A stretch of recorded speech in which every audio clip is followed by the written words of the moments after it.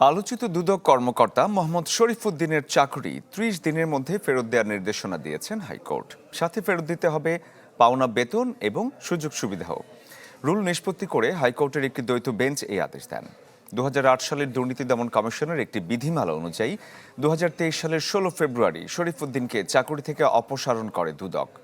ওই বিধিমালায় বলা হয়েছে, কোনো ধরনের কারণ দর্শানোর নোটিশ ছাড়াই একজন কর্মকর্তাকে চাকরিচ্যুত করার ক্ষমতা দুদকের রয়েছে। এরপরই চাকরিচ্যুতি এবং বিধির বৈধতা চ্যালেঞ্জ করে হাইকোর্টে রিট দায়ের করেন শরীফ। একই বছরের ১৩ মার্চ চাকরি ফেরত চেয়ে হাইকোর্টে রিট করেন তিনি।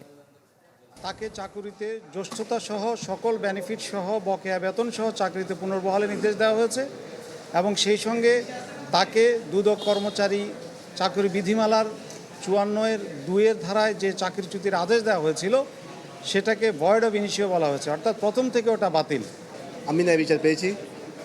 বিশেষ করে ৫ই আগস্টের সফল গণঅভ্যুত্থান পরবর্তী যে অবস্থা, সেই অবস্থা না হলে হয়তো আমি ন্যায় বিচার পাইতাম না।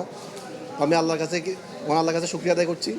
পাশাপাশি আমার আইনজীবী প্যানেল, আমার শুভাকাঙ্ক্ষী, বিশেষ করে যারা গণমাধ্যম কর্মী, যারা সামাজিক যোগাযোগের মাধ্যমে আমার বিষয়ে সরব থেকেছেন, দুর্নীতির বিরুদ্ধে সোচ্চার থেকেছেন, তাদের প্রতি এবং দেশবাসীর প্রতি কৃতজ্ঞতা জ্ঞাপন করছি।